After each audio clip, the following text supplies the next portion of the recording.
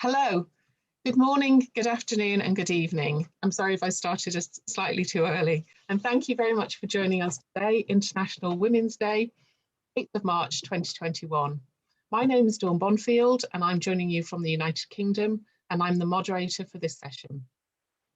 Today we are really in for a treat as we hear some of the thoughts of the contributions to a book called Rising to the Top, Volume 2, the stories of the journeys and professional successes of global women engineering leaders from around the world. We have participants today from the United States, Bahrain, Cameroun, Mongolia, Sri Lanka, Myanmar, Bolivia, and Nigeria. We have an amazing lineup of speakers for you today who are women members of one or both of two particular international organizations. And those organizations are WFEO, the World Federation of Engineering Organizations, and INWES, the International Network of Women Engineers and Scientists. These two organizations work closely together, with INWES being a partner organization of WFEO, and they have many shared goals, especially around encouraging women in science and engineering careers and in addressing the Sustainable Development Goals. Gail Mattson, who's on first, will tell you a little bit more about INWES when she speaks, and I will tell you a little bit more about WFEO now, of which I am one of the UK representative members.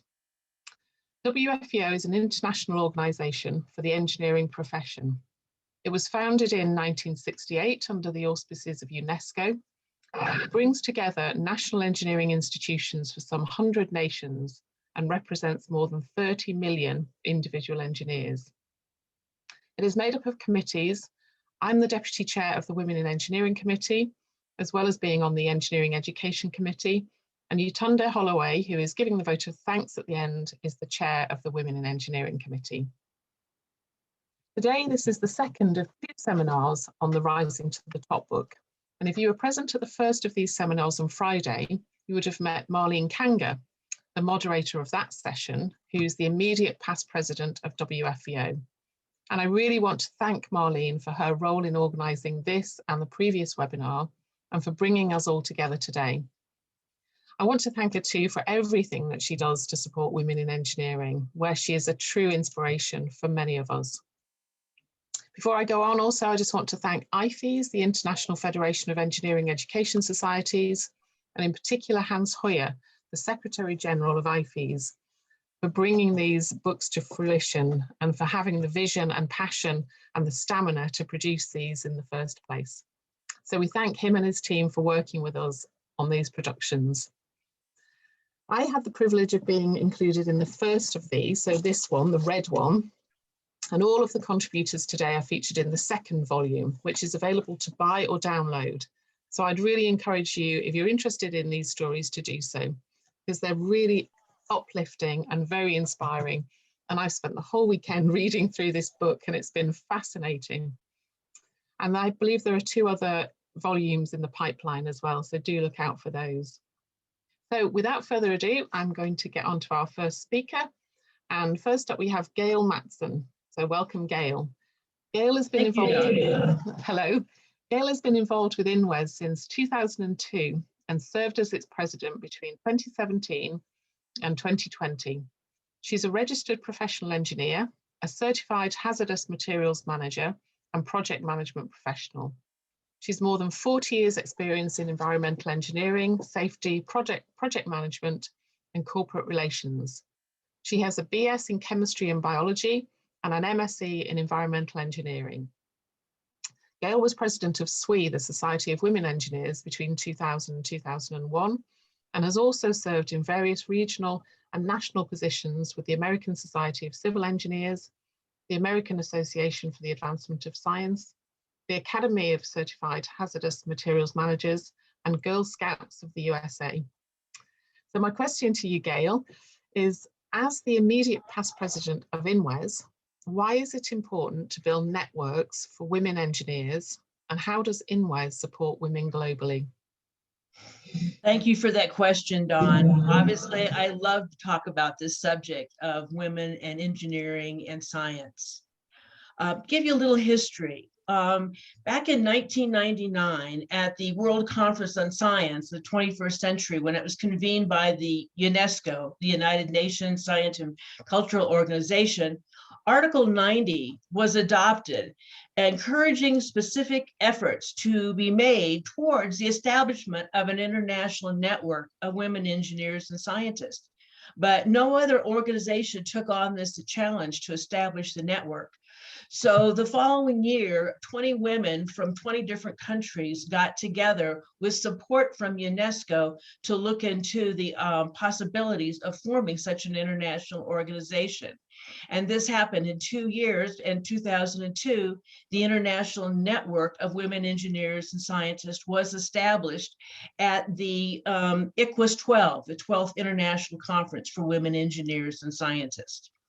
So the right now, the purpose for INWES is to be a global network of organizations of women in science, technology, engineering, and math.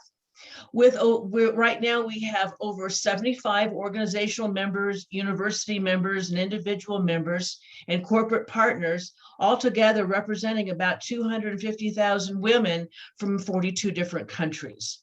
And the mission of INWES now is to build a better future worldwide through the full effective participation of women and girls in all aspects of STEM. So what is INWES focused on? INWES is focused on sharing best practices from different organizations. So something that works well for professional development or career outreach to girls, we can share that information with other women in STEM organizations around the world. If different countries do not have a women in STEM organization, we help them start such an organization in their country. And we have guidelines on doing that and can provide support to help them start an organization in their own country.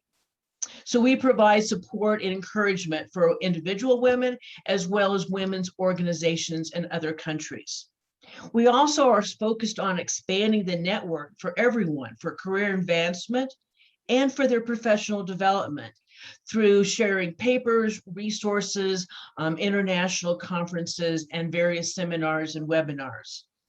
We also provide resources for international studies, as well as conferences and collaborations. We have regional network meetings at our various regional organizations around the world as part of INWES. And we also every 3 years have a large international conference, which we call ICWES, where we have women from around the world giving papers and presentations on their various topics in science and engineering. We also provide a very important voice for women in engineering and science in international forums, such as at the United Nations. We're a member of UN Women. We're also a partner with UNESCO. And we have collaborations with other organizations, such as you said, Dawn, with the World Federation of Engineering Organizations. So thank you for the question. Obviously, I'm very passionate about INWES and what we're doing for women in STEM.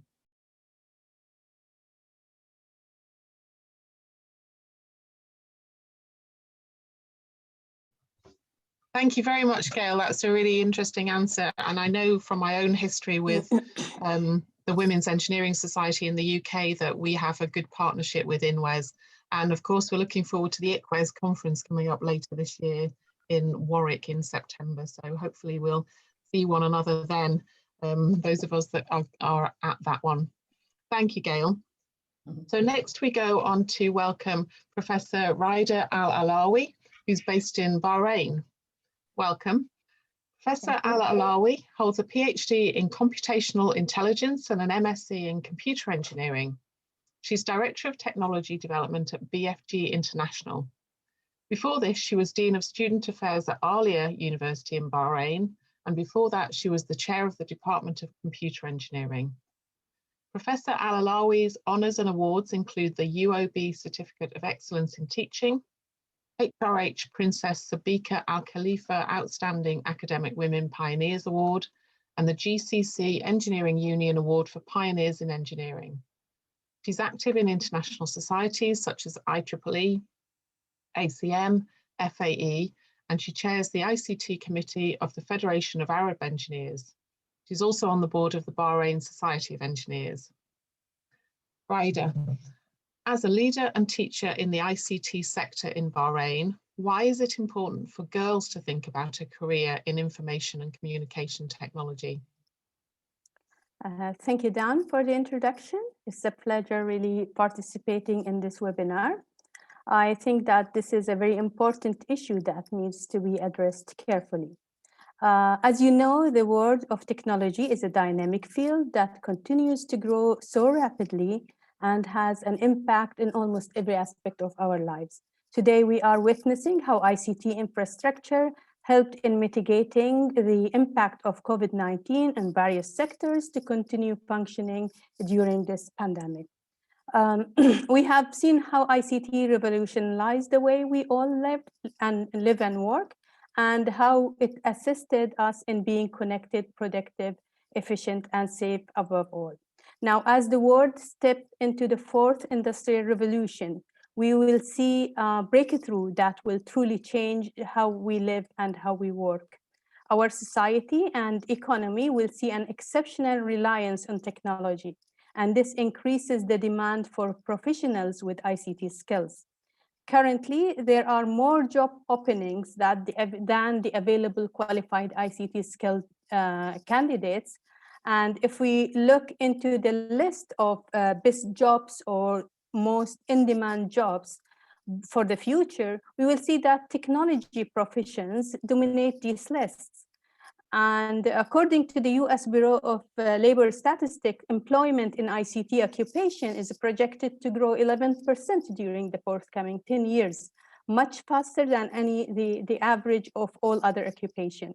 And that these professions are projected to add about 500,000 new jobs. These jobs need skills and talent in ICT, and in which women simply cannot be left out. So we need to equip girls with job-specific ICT skills to open doors to ever-expanding career opportunities, and to ensure that they have a firm foundation for successful career progression. I see that girls and young women need to know that technology is not limited to engineers or to people with a STEM background, but it's actually a field that spans various professions such as health, education, law, finance, transportation, agriculture, and much more. So we need to encourage girls to acquire background in technology or to upskill their current occupation with technology skills to have a role in shaping the future. Some of the most in-demand tech skills for future jobs that will help increase the demand of girls in the tech market are artificial intelligence, machine learning, data science, cybersecurity, DevOps, blockchain, IoT, full stack developers, cloud computing, augmented and virtual reality, quantum computing, just to mention a few. Unfortunately, nowadays, the ICT industry is a male-dominated field where women are underrepresented at all levels, especially in the decision-making positions. I've read the 2020 World Economic Forum Global Gender Gap Report, and it states that the greatest challenge preventing the economic gender gap from closing is women's underrepresentation in emerging technology roles. As an example, in cloud computing, only 12% of the professionals are women. Similarly, in engineering and AI, the percentage are 15% and 26% respectively. This underrepresentation of female in ICT studies and career result in losing half of the world's talent needed to develop cutting-edge technologies, essential in transforming industries and flourishing the world economies. So to address the underrepresentation of women in ICT, we need to equip them with ICT skills to deal with the future workforce challenges and take advantage of the career opportunities coming of the forthcoming industrial revolution. Actually, females would bring different mindset to ICT. We all believe that a broader mix of mindsets foster a fair, respective working environment, leading to a more productive workforce. To conclude, females should be encouraged to actively pursue an interest in technology and choose a career in ICT, helping them to become leaders in ICT industry and giving them a chance in making a difference in our world. Thank you very much, Dan.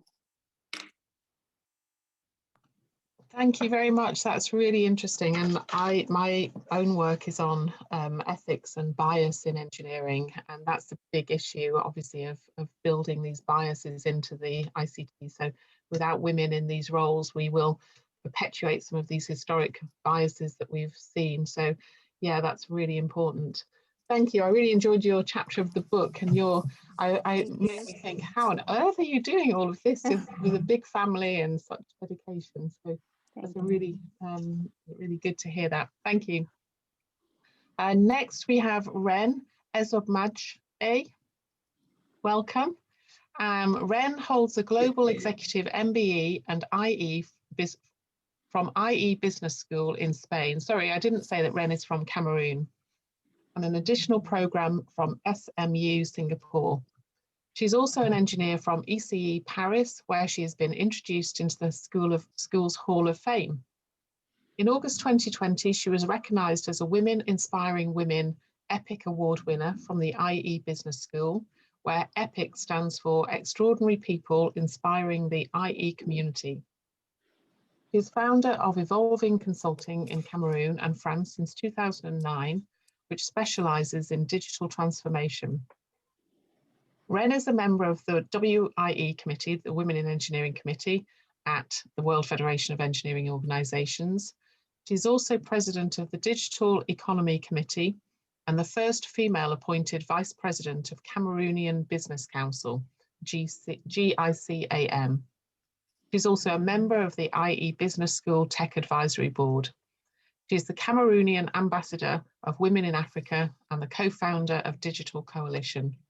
And what it doesn't say on this biography that you've sent through is that you are an absolute star on the rise and yeah, very much the person to know in this particular area. So welcome, Reine, and my colleague on the Women in Engineering Committee. So my question to you, as an award-winning businesswoman and entrepreneur in the ICT sector, how did building your networks and your profile in both Paris and Cameroun support your leadership journey? And can you tell us about your alphabetical tips for leaders, please? Hi, everybody, and thank you, Dan, for the introduction, the kind introduction.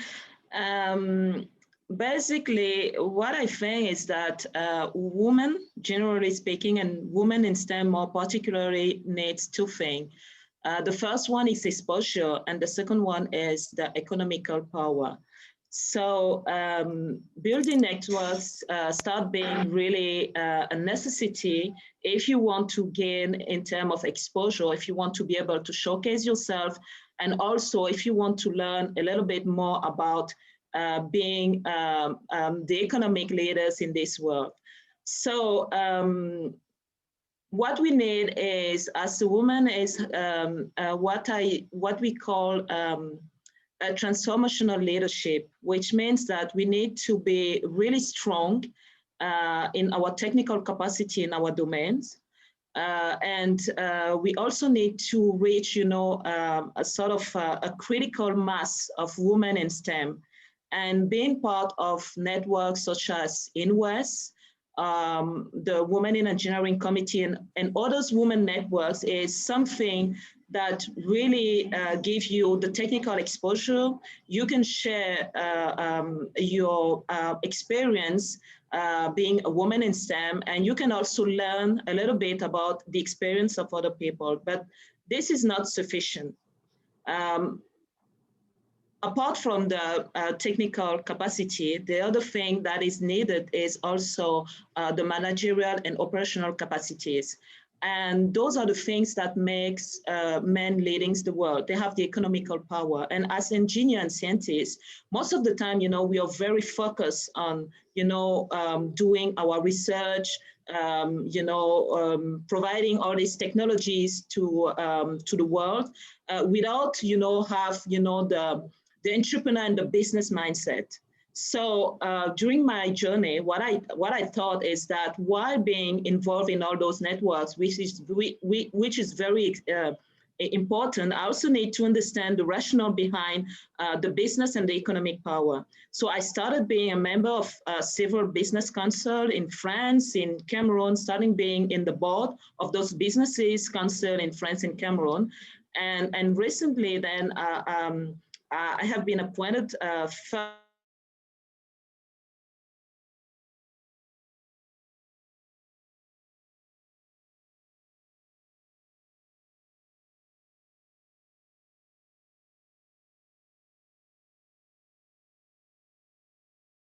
and they have this economical power. So when I came up with 6 years ago with this entrepreneurial alphabet, was really to look around me, look at some of the character of animal characters, and understand how we can use this character to be more successful in business. So exposure came, with your leadership power, but also with your economical power, because you have something to say, and you have the technical and the financial capacity to be in position to say and to showcase what you know. So these characters are,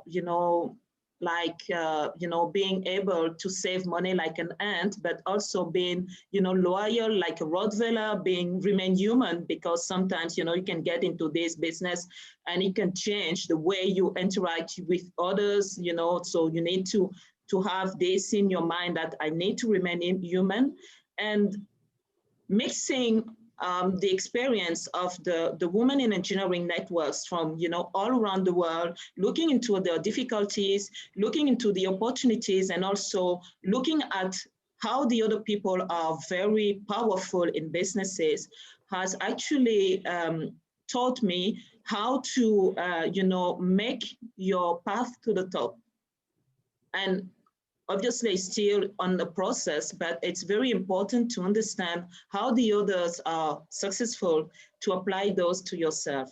So it's a mix of hard skill and soft skill to being this transformational leader that women need to be in this world.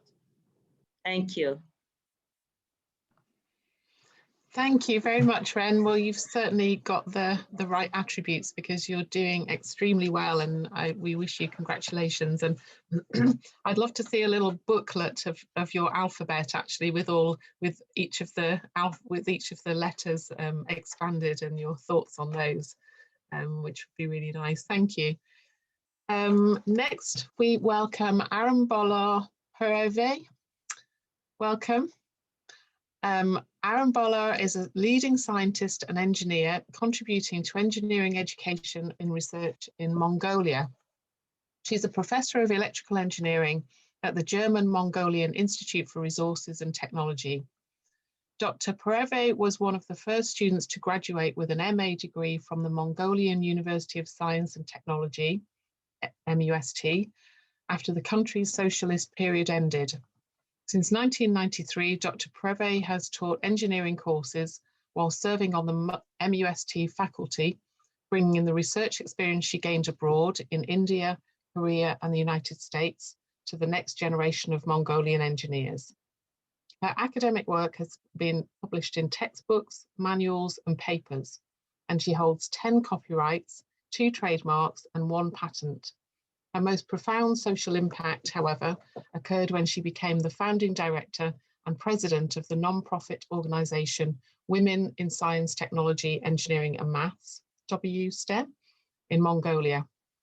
As an active member of INWES, her vision is to provide the proper guidance and training to enable women to assume leadership roles in Mongolia. And I really enjoyed that bit of the book where you describe how you set up that non-profit and how the first attempt went wrong, and then you got there with your second attempt. So if you get the book, that's really interesting to read.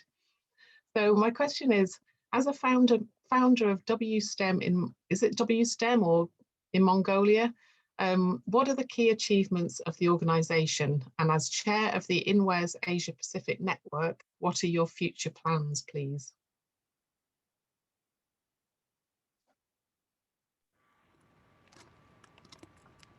Thank you very much for your introduction and your questions. And our organization is Women in Science and Technology, Engineering and Mathematics in Mongolia.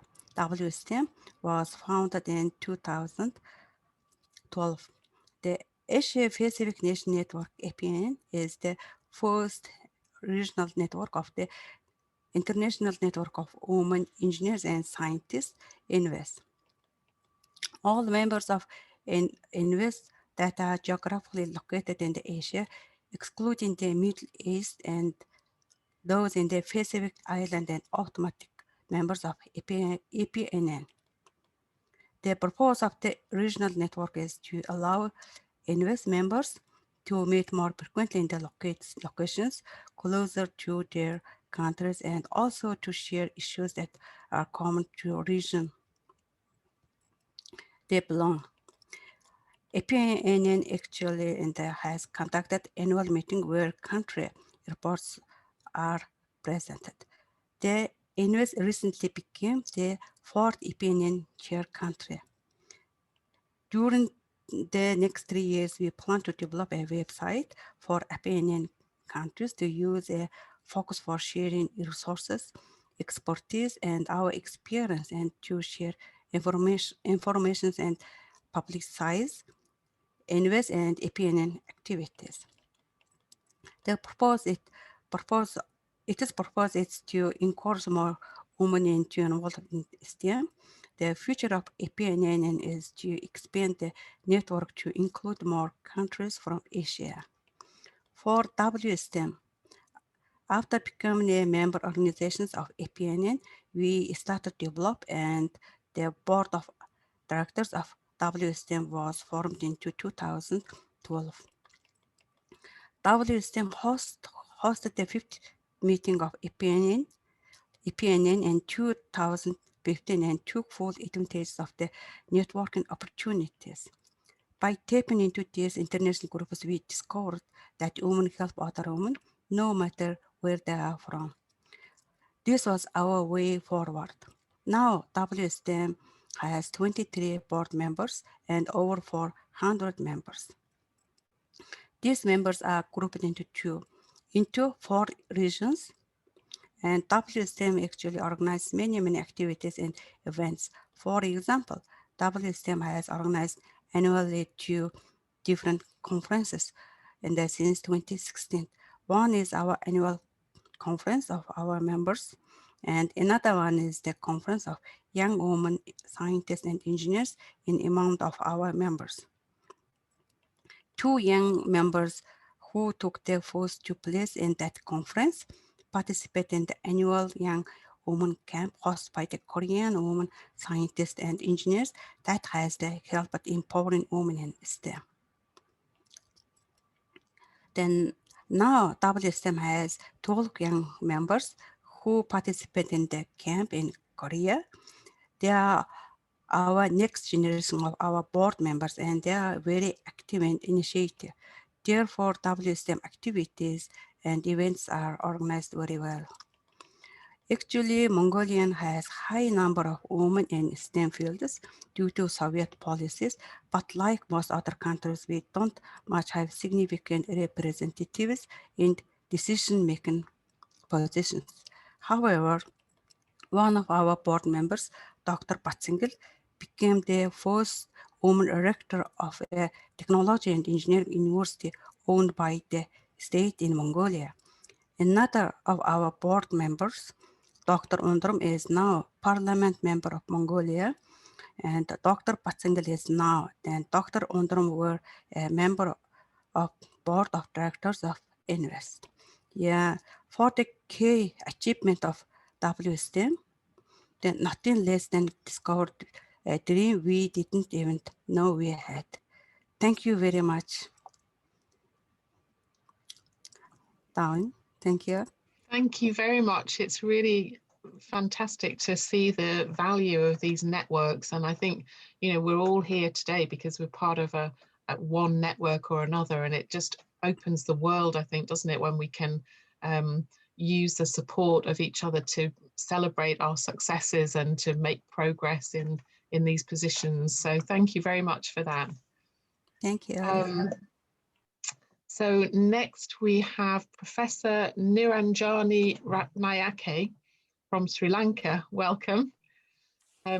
Professor Ratnayake is an emeritus professor in civil engineering at the University of Moratuwa in Sri Lanka. Her field of specialization is environmental engineering. She was the first female professor in engineering in the country. She's past president of the Institution of Engineers Sri Lanka, IESL, and only the second female president in its 115-year history. She was the founder chairperson of the Women Engineers Forum of the IESL, and she has won a Presidential Award for Research, the Zonta Woman of Achievement Award in Engineering and IT, and the IESL Outstanding Engineering Education Award of Excellence. She is currently the president of the Institute of Environmental Professionals in Sri Lanka. So my question to you, Niranjanie, as a past national president of the Institution of Engineers in Sri Lanka, what was the most important in your leadership journey, and what advice would you give to young aspiring women, please? Yeah, thank you very much for that introduction, Dawn, and the question. I think the most important thing that I find in hindsight is the fact that I was involved with the IESL for many years, about 15 years. As you mentioned in the introduction, I was the first chairperson of the Women Engineers Forum. That, in fact, is, I think, the second thing that I was involved with. First, I was the chairperson of the Civil Engineering Sectional Committee of the IESL, and that was about in 2000 or 2001. So for about more than 15 years, I was very much involved with the IESL, chairing many, being a member as well, and chairing many of the committees of the IESL, like the Education Committee, the Library and Publications Committee. So by the time I was ready to take up the presidency, I basically knew in and out of what's going on at the IESL, the good as well as the the weaknesses that needed improvement. So when I became president in 2017, I had a fairly clear vision of what needs to be done to uphold the engineering profession. That I think that's what made me successful in being a president and remaining a good president until my term was over. So again, I think it's the commitment, of course, and also the experience of being with the system for many years, the experience gained, that I would say is the most important thing that helped me. And the thing is, while being involved, you get the opportunity to mix with the other engineers, male and female, and so that sort of the networking locally in Sri Lanka, we have about 20,000 members altogether of the IESL, both Sri Lankan and overseas engineers. Those who are from Sri Lanka but working in other countries are also members. So that helped to get to know what's going on in the engineers profession, and that what needs to be done. So I think that's the most important thing. You also asked me about what advice I can give the young female engineers. I think that is to get involved in the professional activities and not be isolated, with the family and the work. You have to know what's going on in the rest of the world in the profession. I mean, so this networking is very important, and that's why we started the Women Engineers Forum. That we started it in 2002, I think. at that time, the need was felt that the women's participation in the ISL activities was not enough. So that was the reason why we started the, of course, we had a, some resistance from the male engineers saying why women engineers should be separately getting together and all that. But because they thought that, we were trying to sort of, form a pressure group or whatever, but that was not the idea at all. We wanted the women engineers to participate in the ISL activities and empower them by giving them, the confidence and the, whatever is needed. There were some periods where it was not very active, and sometimes we had second thoughts. Did we do the right thing in forming a women engineers forum? Because some of the women engineers themselves felt that there's no need for this kind of separate entity for women engineers. But then right now, of course, it's becoming very, very active. I think one of the reasons is some like what do you say, small mercies, or a blessing of COVID-19, which made us stay at home, and there's IT meeting, web-based meetings and all that.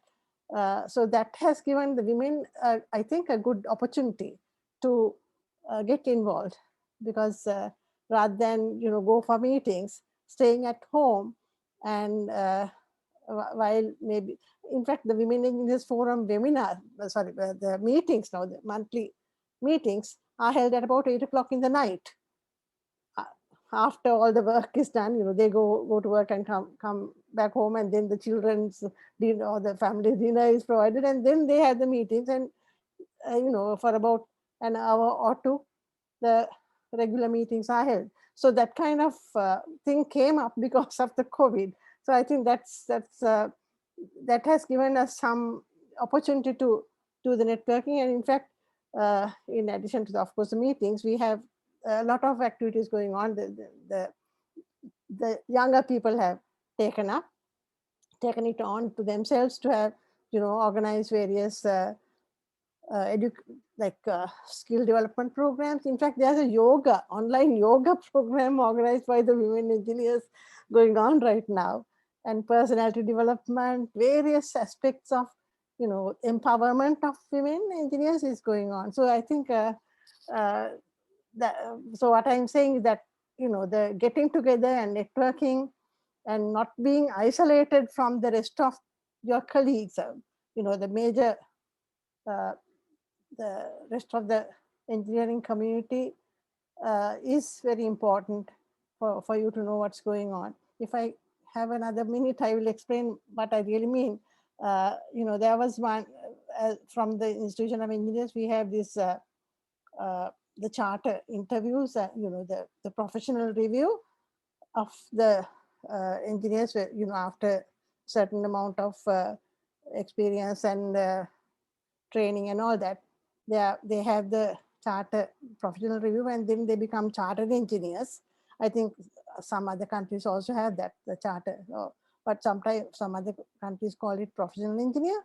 So the charter, after getting the charter, you have to maintain your charter by paying the subscriptions and showing your CPD records and all that. So there was this one lady who has not done that part at all.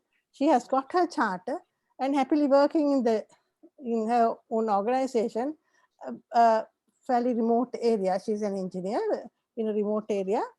To find that her membership has expired, she didn't know that she should be renewing it. And then when it came to a point where she had to get something, she realized that her membership has been withdrawn. So now that kind of thing shouldn't have happened if she was, in contact with the others. So that's one of the things that I keep telling now the younger people, please do your networking, be in touch with others so they will know what's going on and where where things need to be done and all that.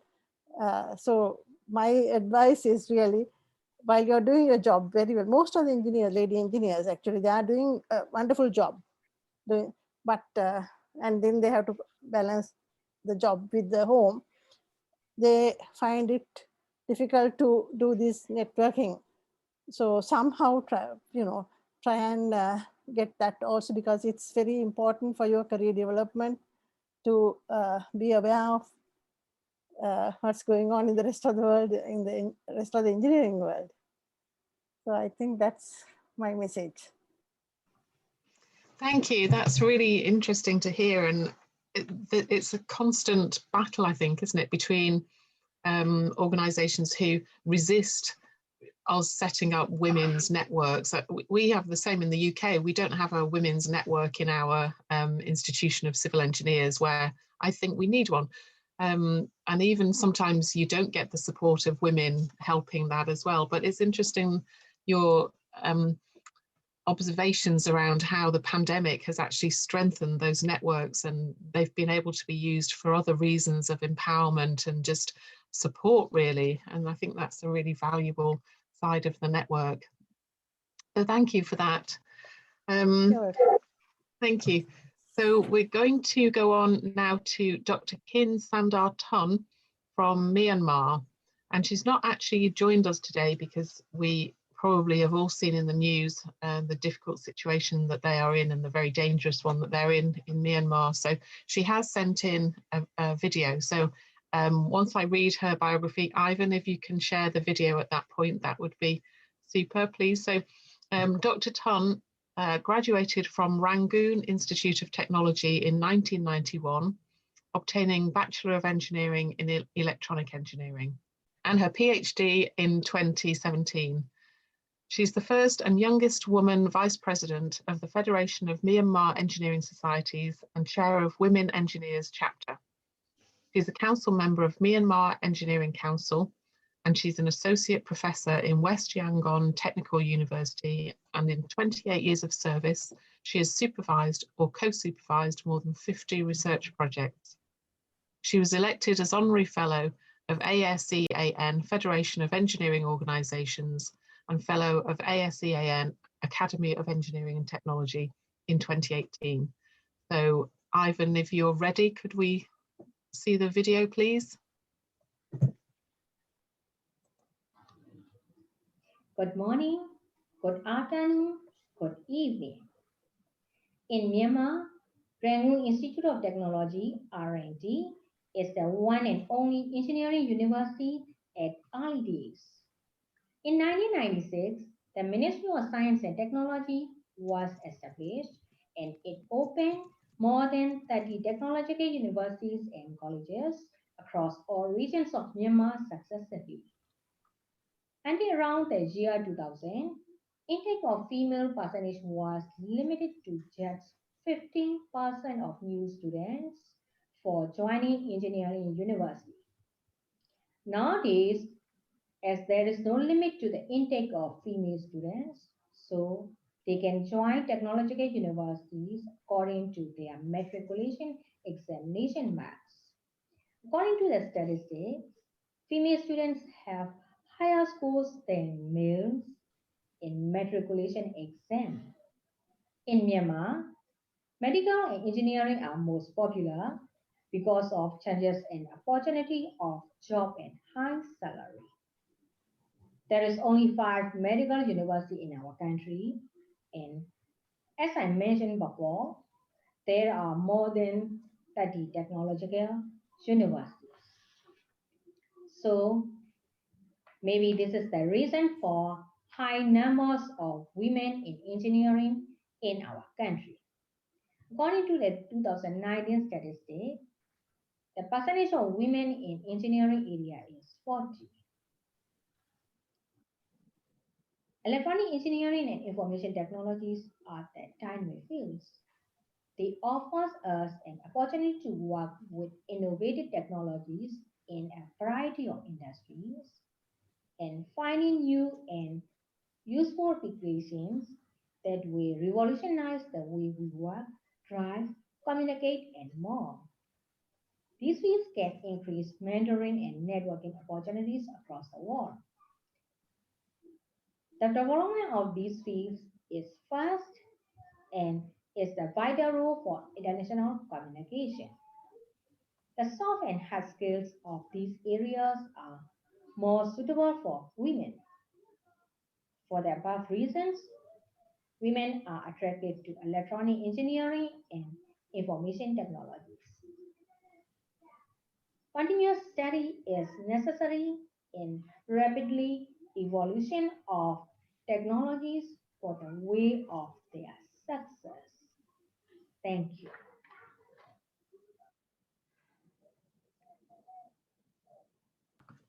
Thank you very much. That was Dr. Khin Sandar from Myanmar, who couldn't join us today, but sent that in advance. So last but by no means least, by way of speakers, we welcome the final speaker from Bolivia, Maria Teresa Dalenz Zapata. Welcome. Teresa Dalenz graduated as a civil engineer in the 1970s from the National School of Engineering, FNI, of Bolivia. She was the only female student in the entire university.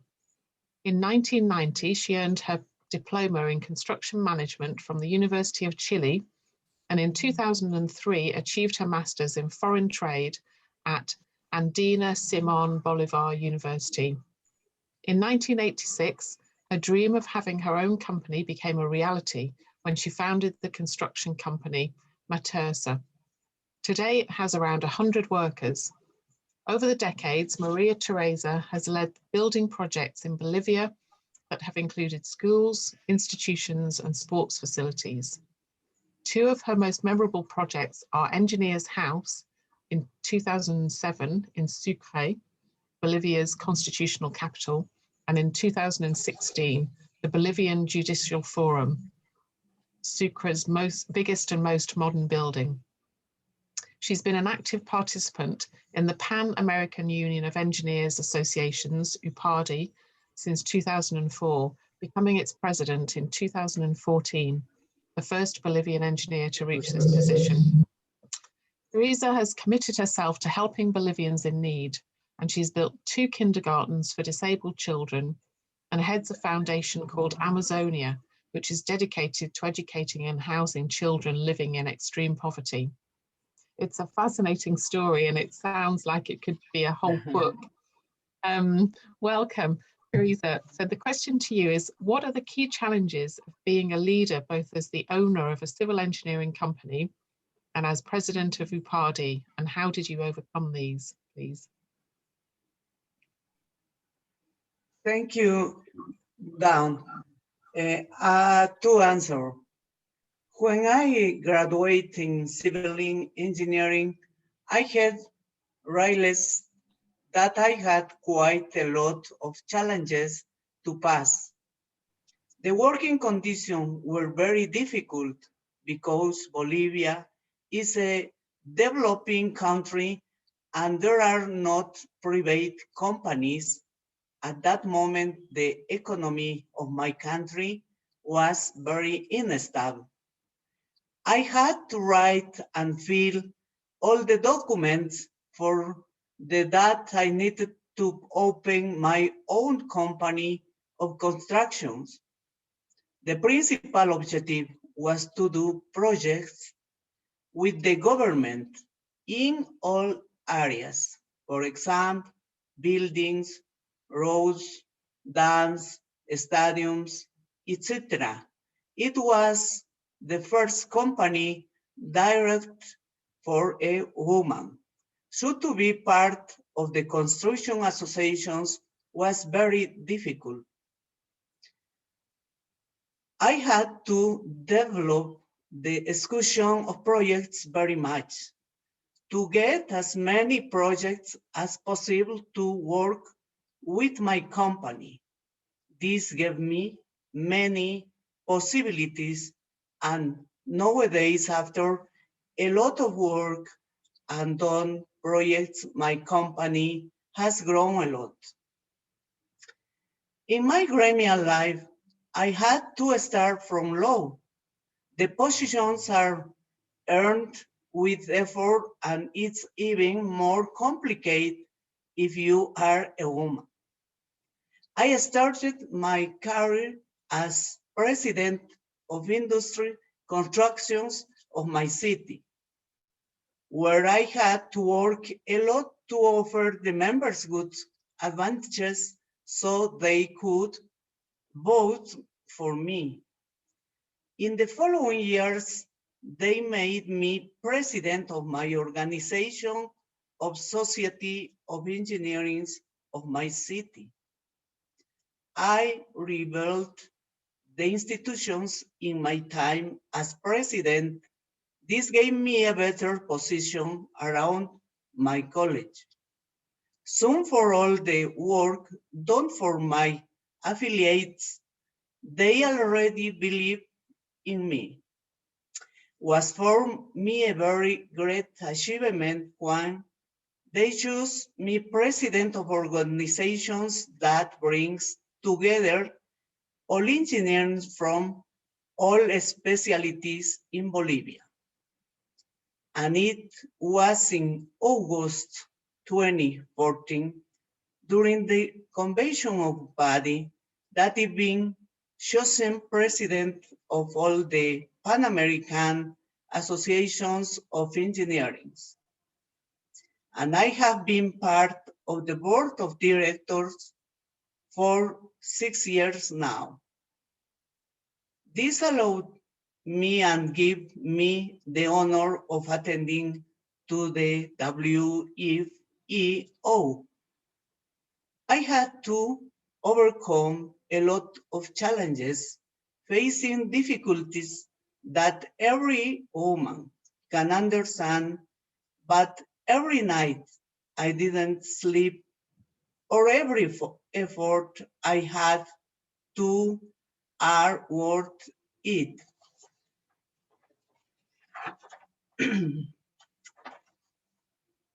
Congratulations to all my colleagues on this day dedicated to International Women. Thank you.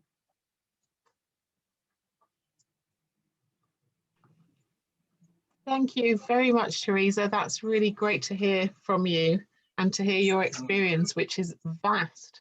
I'm very, I would love to hear more because you've got so many great experiences to share, I'm sure. So we have actually spoken to everybody who's on the panel, so now we can go to questions. So if you have questions, if you're in the audience and you have questions for the panelists, or if you're a panel member and you want to chat to someone else or ask someone else a question, then please do put the questions in the chat if you can see the chat. I think also actually there's a Google spreadsheet where you can add questions as well. So the link has appeared now in the chat. So if you have a question to ask any of the panelists, then please add it to the Google document where you see the link there, and then we can see the question as they come in. So I'm going to start with a question that's come in from Niranjanie to Gail. Gail, can you please, well, I could read this out or you could ask it yourself if you like. Do you want to ask the question yourself? Professor Ratnayake, it was your question to Gail, I think. Yes. Yeah, I just wanted to know a little bit more about how to work with the INWES. Like, you know, we have the Women Engineers Forum of IESL. How can we work with INWES? Do we have to become members? Is there a membership fee?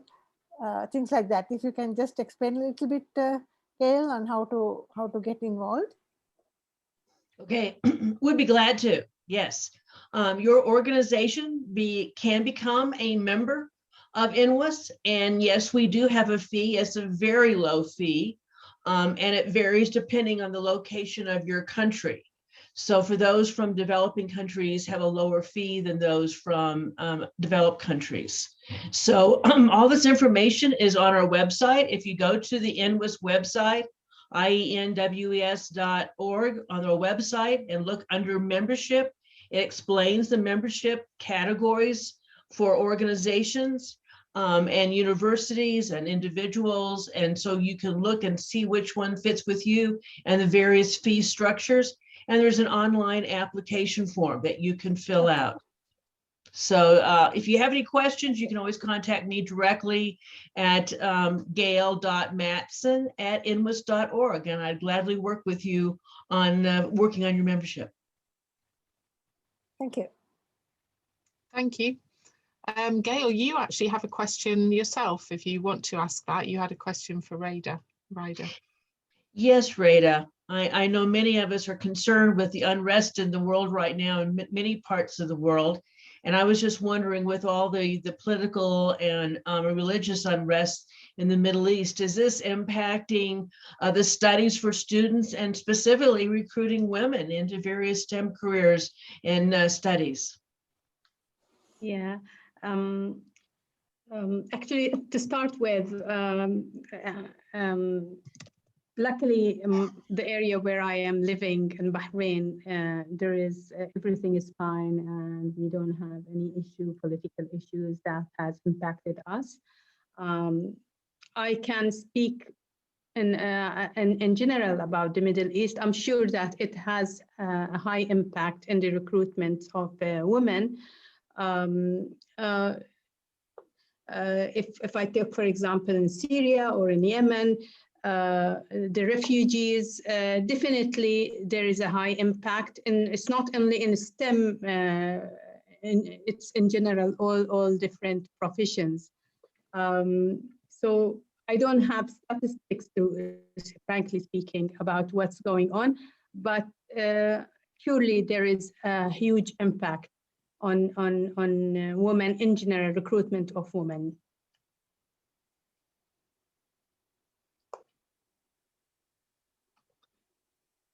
I just wanted to ask you all, actually, if you have any data on or evidence around women in engineering regarding COVID.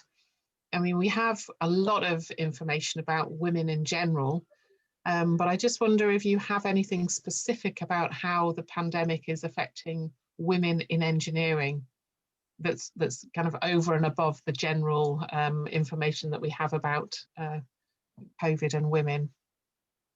Have any of you seen that in your countries? Yes, I haven't. yeah. I mean, yeah, from I mean, in Bahrain, and I'm sure that it's basically, again, it's all over the world. It's because of the education, especially those young women who have got kids, where they are doing online learning and they have to work at the same time. Many different countries have done a really good measures. For example, in Bahrain, most of the women, they are, especially those with kids, they are working from home, but it's really very, very difficult to balance between work and putting kids in front of the computers and doing their homework or listening for quite number of hours, for example, 5 hours or 4 hours, whatever it is. So the balance between this and their work, it's really very difficult. And I knew some women, they have quit from their job because they have to be dedicated with the kids, especially those very young kids where they are not yet getting into the technology, or they need to focus. And so basically from this aspect, I think it has affected lots of women in work. Yeah, absolutely. It's absolutely affected lots of women in that way. Yes. Anybody else got any example of how women in engineering have fared, and whether that's just the same as in general in every other career? Dawn, I don't have specific examples, but I know for our international conference for women engineers and scientists that you mentioned at the beginning, that's going to be held coming in September at the University of Warwick. Because we had to delay the conference from last year to this year because of COVID-19, we opened our abstracts for another topic on the impacts of COVID-19. And we have gotten some excellent papers that that has been submitted about various women in science and engineering and what they've been doing in their own countries to help deal with some of the medical issues, dealing with equipment, upgrading medical facilities, doing engineering of production for masks and respirators. So I'm really looking forward to seeing and hearing about those stories in our conference about how women engineers and scientists have been able to step up and help address the issues with COVID-19 and the pandemic. Thank you. I'm just looking to see whether any other questions have come in. I can't see any, so if you do have questions, then do put them into the chat or into the spreadsheet. But could I just ask something about, because one of the things, in the UK, we have pretty low numbers of women in engineering, so we're probably fluctuating about 13%, I imagine, but obviously it's slightly different depending on which discipline of engineering you look at. But some of the countries, and some are represented here, have much higher percentages of women in engineering. And I wonder whether we do enough really as a profession to look around the world and take those best practices from other countries and kind of compare different countries' approaches to how they get more women into engineering, but also what their barriers are. So if you're, I don't know if you would say, if you know this, and if we could go around and you could say what percentage of women there are in engineering in your countries, that would be quite interesting to hear. So could we go around, you're going to hear my terrible pronunciation again now if I say everybody's name out loud. So I've got Ariunbolor first, Reine, Teresa, Niranjanie, Raida, Gail, and Yetunde from Nigeria, who I realise I haven't introduced yet. So could you, in that order, say if you know anything about the percentage in your own country? Yeah, actually, it is depend on this field, and in Mongolia, and therefore in the health science, and that there are more than 80% of women. But in the engineering and technology, it is actually 10 years ago it was the 50% of women in science and technology. Right now it is getting reducing. And look at the statistics right now. This in the women in engineering and technology is 30%. 30. 30, yeah. It means the same as your countries or other countries. It is getting reducing. It is decreasing, right? So it's decreasing. Yeah, decreasing before 10 years. It was in the 50%. Right now it is in the 30% of the all. That's presumably historically related because of the, as you say in your chapter, because you were under different kind of Soviet rule, and there's the rules around women going into engineering meant that there were that many more. So it's maybe more to getting towards an equilibrium, do you think, in terms of percentage wise? Yeah, I think so. Thank you for Ndoku. Yeah, I think so. And the Mongolian is, this we had in the big changes in 1919, the communist and the free economic countries, right? This is actually affected. And the Mongolian and was in the as a communist part, and almost in the 30 years ago, it was the percentage is very high, right? Now it is a Mongolian, it's a free economic countries. That's why it is a getting reduced. This is just in the affected on this in the community, right? I think so. Reine, what about you in Cameroon?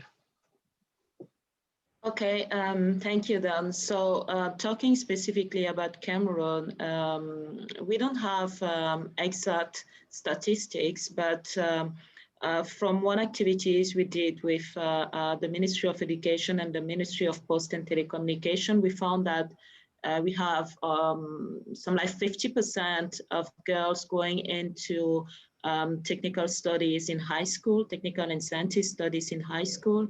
And then regarding purely the women in engineering, we have less than 25%. But I think that those statistics they might be accurate, but there is probably a need to run a more global or national studies on this field, simply because in Central Africa, generally speaking, and Cameroun is part of Central Africa, people are French-speaking people. So any kind of program, studies to run statistics around engineering are usually directed to English-speaking countries in Africa. So there is a need to maybe run a more general studies in Central Africa, and to have the same framework of what we include. Is that only purely engineering, or are we taking into account engineering and scientists? Because if we want to take into account scientists, then we have higher statistics because of agro studies and all of the fields where we do have also a lot of women involved. Thank you. Teresa.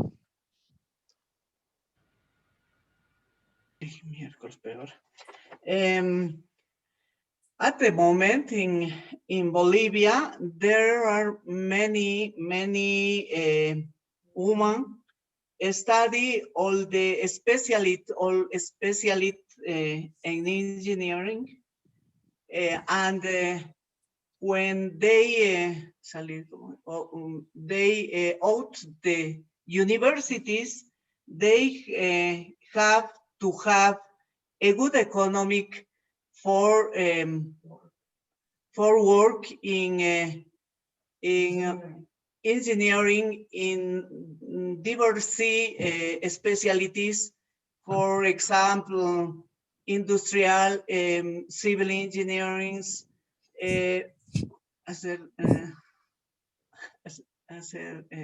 make companies for these different companies for make the constructions, buildings, etc.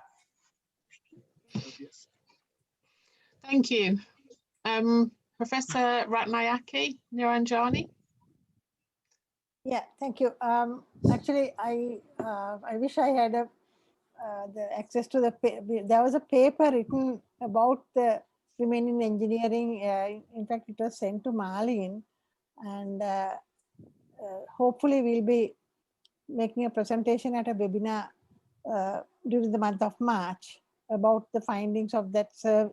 It was a survey done among the women engineers in Sri Lanka. To answer your question about the percentage, actually the women male to,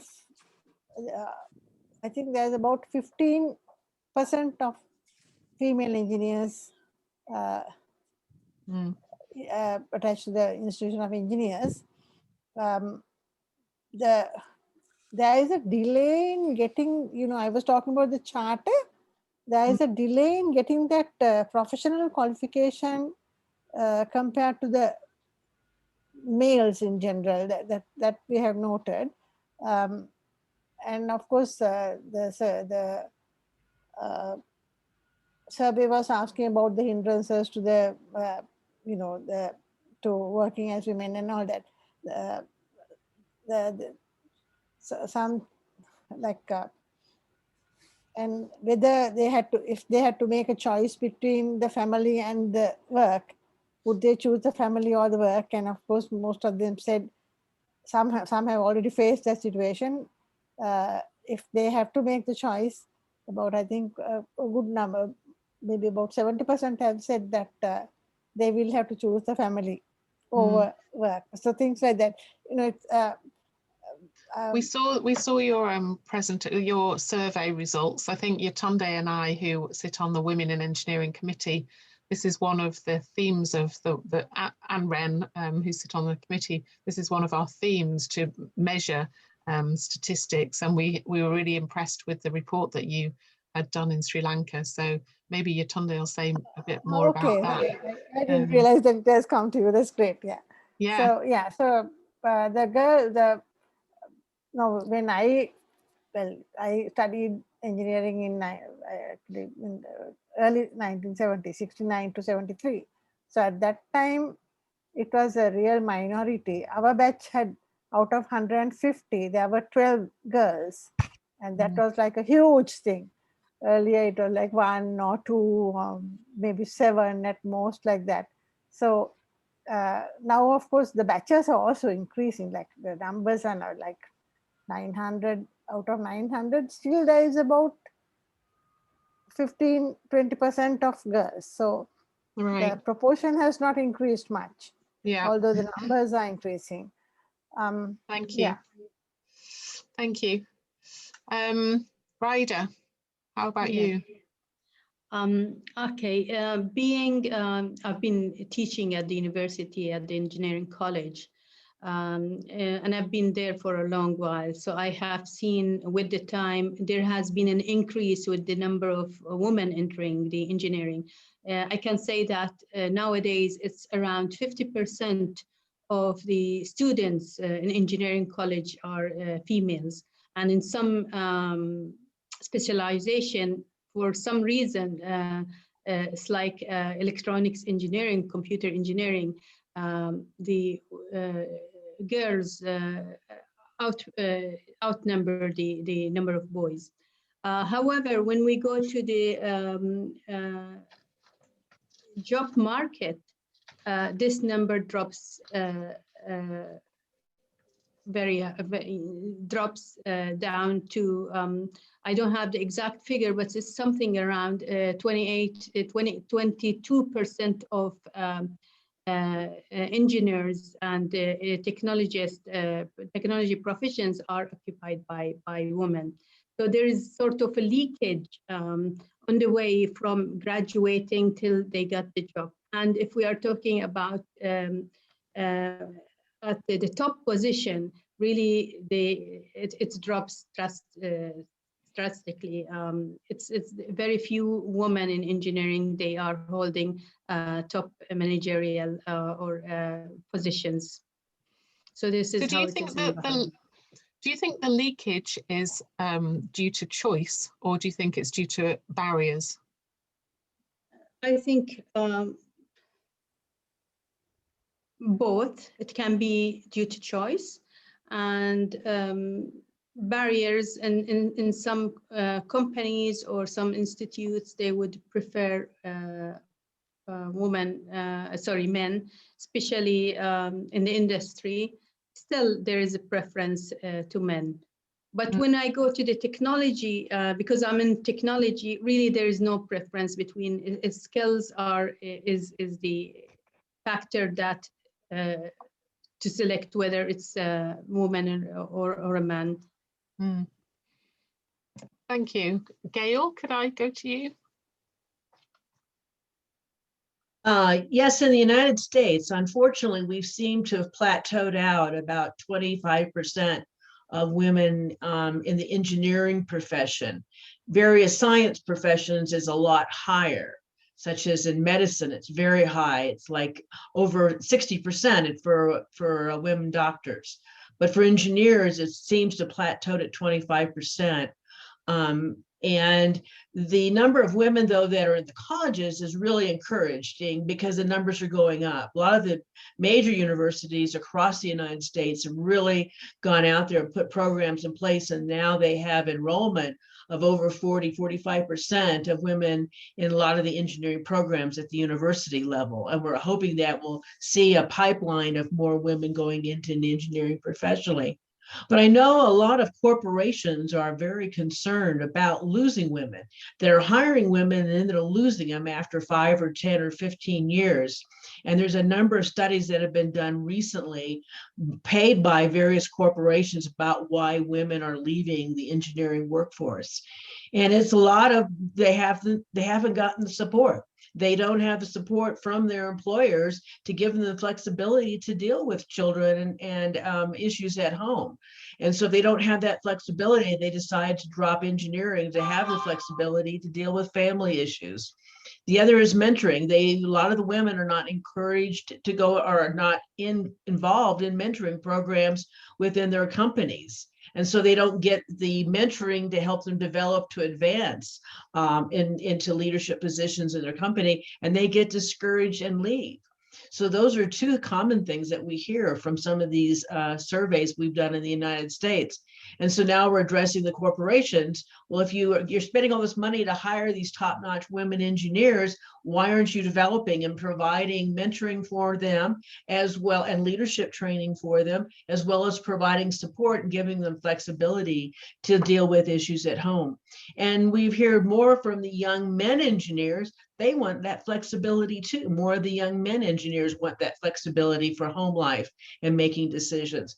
So I think times are changing. It's taking a while. Some corporations are really stepping up and putting programs in place, and others are still asking the question why and trying to figure it out. But at least I see some advancement with the studies and some companies really trying to respond. Yeah, I recognize those problems as well. Thanks, Gail. So yeah, and I would like to correct my previous answer because it is not clear. Then I find out in the statistics from my presentations, and right now it is almost 60 of the students who studied in college and universities were female students right now in Mongolia. The highest percentage, it means in the 80% of women employees work in education and human health and social health and the sectors. Then if look at here, there is a most of female employees. It is around 51 to 84% work in mining and instruction and transportations and agricultures. Yeah, I find out the statistics from my presentations. thank you. That's really useful to hear. Thank you. So I'm going to ask Yetunde next to comment, but I'm going to introduce her first. So Yetunde is giving the vote of thanks, and I haven't introduced her or told you her biography, so I'm just going to do that first. So Yetunde Holloway is holds both a first degree in civil engineering and a master's degree from the University of Lagos, Nigeria, and has several years' experience in the construction industry. Voluntary responsibilities have included being chair of the Nigerian Society of Engineers, Lagos branch, and a founding executive of the Association of Professional Women Engineers of Nigeria, APWEN, Lagos chapter. Yetunde mentors several young and aspiring engineers and particularly encourages professional development of females. She's vice president of WFEO and chairs the Women in Engineering Committee. So she's my leader. Her vision includes highlighting the roles of female engineers in achieving the Sustainable Development Goals and leaving the world a better place. So I'm just going to hand over to Yetunde, and actually, Yetunde, you're also giving the vote of thanks, I think. So I'm probably going to hand over to you and leave it with you to have the last word. So thank you, everyone. Yetunde. Thank you, Dawn. I don't know, did you remember to introduce yourself, Dawn? Did you remember to introduce yourself? Possibly not, no. I think. I said I'm a member of the committee, so. Okay, then. Ladies and gentlemen, of course, I'm sure we have some gentlemen here. We've reached the end of the second edition of the Rising to the Top webinar series for women, RTTT, I think it's RTTT. And of course, it's not a coincidence that it's taking place on International Women's Day. Women need to celebrate each other, and more so female engineers. The International Women's Day is a day that celebrates females all over the world in their diversity, in their greatness. And as Dawn has said, I've been given the task of giving closing remarks to this very inspiring discussion. And it's a privilege to be asked to give closing remarks to discussions like this. And we have very accomplished women from all over the world. And indeed, your stories are inspiring. I didn't finish reading the book, unlike Dawn. I didn't finish reading the book, but I must say that I see a bit of me in every single person. There's a bit that you pick up that, oh, this happened to me. this happened to me, and okay, how did I deal with this? Oh, she dealt with it like this. But I think one of the compelling things that one feels as a female engineer anywhere in the world is kind of loneliness. Sometimes you just don't have people that that really understand. Even when you're at a leadership in a leadership top position, you don't have people around you who can, gosh, the Russians are here today. Excuse me. You don't. Sometimes that camaraderie makes it better for women in the workplace. So listening to everybody here is very inspiring for me, and I think that I think that our minds have been filled with deluge of experiences, information, and it will be some time before we can sift through to actually make a lot of sense. But I'll try my best from what I jotted down. There's a lot to reflect on, but if our contributions here are discussions, if we are able to meet the global gender challenges, then the seminar or webinar is a success. And if we have been able to encourage younger female engineers not to give up, and to inspire younger ones to take up STEM careers, then we've achieved part of what we wanted to do today. So I'll thank everybody for coming, for the panelists and the attendees, but I just wanted to round up quickly, summarize quickly what inspired me from the discussions. From Gail, I picked up importance of networks and INWES, and we should the importance of professional development and collaborations, like INWES is collaborating with WFEO. That's a very important collaboration. And the more we come together, the more we can help each other. And I'm looking forward to INWES in September, COVID permitting. Then in Raida said technology is a dynamic field, the fourth industrial revolution, and that there's an increased demand for IT skills, which is true. And technology is not limited to STEM. We need to upskill, women need to upskill and to have a role in developing the future in data science, quantum computing, and so on and so forth. And she mentioned there's an underrepresentation of females in ICT. And that means that half of the world's talent is not contributing. There's a huge potential with women, and half of that talent is being lost if women don't rise up to that challenge.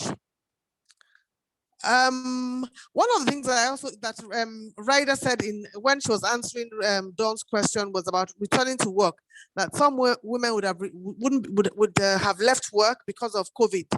So there need to be policies in place about women should be able to return to work after COVID and after pregnancy. That's part of where the leaky pipeline is. When women start having families, they do well, they join the workforce, and then they start having families, and then they have to choose. They shouldn't be made to choose. Workplaces should be able to balance this out for them, such that they can work, put in their best, and still be able to contribute to the workplace. Reine, we didn't get to hear the ABCs, but you talked about the transformative roles and the entrepreneurial mindset. And of course, that's what everybody has been saying. We need a critical mass of women in STEM to take technology forward with innovation, with technology, and with creativity. So all of us here today are charged with that, to mentor and to still continue to ring that bell that people should, young girls should take up STEM. And if you can hold somebody's hand, somebody who is struggling, please do that. The lady, Reine, also talked about the necessity of having both hard and soft skills to make that transformation. So female engineers need that. We have a lot of soft skills, but we need the hard. We need both, actually. I wouldn't denigrate us. And then I remember the Professor Niranjanie said women should not be isolated. We should get involved. That's very important. Some people who are not outgoing tend to get isolated. They just think, okay, I'm qualified, let me just do the work. But it's important to be seen. Difficult for some of us. We don't really want to be seen. We just want to do the work. Dawn knows about that. But it doesn't work. It doesn't work for women. Men will do half the work you do, and they make so much noise about it. And they get all the accolades. So we need to have the confidence and to be empowered. And I wanted to say that we should have WE committees in every country. I was a bit surprised that in the UK, we don't really have a WE committee. So if your country doesn't have a WE committee, it's just to empower us, to encourage us, and to bond as female engineers. So we should, all of us should look at setting up women engineering committees in their countries. Reine is working on that, I believe, because we had in the Federation of African Engineering Organizations, we did a logo, which is a collage of all the female PEIs, and I think it's on Tess's WhatsApp, not mine. I think I've taken mine down, but it's lovely and it shows diversity of the continent, different colors, different, you know.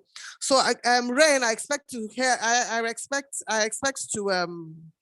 expect you to set up the Women Engineering Committee and leave that legacy. And of course, balancing job and home is very difficult. There are no shortcuts. Women usually lose out at on that. The Myanmar, fantastic high numbers of female engineers. And in Bolivia, she says more effort is needed as women colleagues. So we need to work harder to make sure that our efforts are seen and appreciated and understood. Then I'll answer, that's the UPADI president, Teresa Dalenz. So Dawn, you asked how many female engineers in Nigeria. I couldn't tell you, but I would say that because we have a population in Nigeria alone of about 200 million, over 200 million, and I don't think we can get 1 million female engineers. I really don't think so. But as you have said, it's one of the things we're working on. And of course, the cultural aspects, the cultural attitudes are very, very strong in Nigeria and Africa. So it's difficult for a woman to choose her career over her family, like Prof said as well, like Raida said, it's very, very difficult. Most women will go for their families. And I think that applies anywhere in the world. You go for your families. The husbands wouldn't want, you just have to do what you have to do. So I couldn't answer that question, but it's something we're trying to do both at the FAEO and the WFEO. We're trying to get numbers. It's difficult to compare because different things, but basically professional women engineers, what numbers, at what stage of their careers do they drop out and why? Can we attribute reasons for their dropout? How can we get them back in? How can there be policies that say, look, okay, you've gone away for 5 years. Can you be upskilled? Can you be trained to go back to the industry? So I think I've kind of summarized everything. I've been inspired. I've enjoyed listening. But Dawn, do you have anything else to say? You know, I usually so that's all I have to say, I think. And I will say a big thank you to everybody again for participating. We'll probably have more of these because we have a lot of people rising to the top. We have those who have risen to the top and people who are still rising to the top. There's a little video we did in the WFEO of, we call it career success stories, but female engineers in Africa who are actually working. We can share it later on. Maybe Teresa will share it on the WIE group, but female engineers in Africa at their places of work, and they've related their work to the SDGs. I, for one, I work with them. I build schools now. I build schools, and that has to do with quality education, ensuring that the children are in good they are in good environments in classrooms. And of course, it's part of building sustainable cities as well and communities. Thank you very much indeed. God bless you. Thank you, Yetunde, and thank you again to everyone for joining us and for IFEES and WFEO who have very happily done the administration for the event. And thank you, everyone, and enjoy the rest of International Women's Day. Thank you. Happy International Women's Day. Thank you. Bye.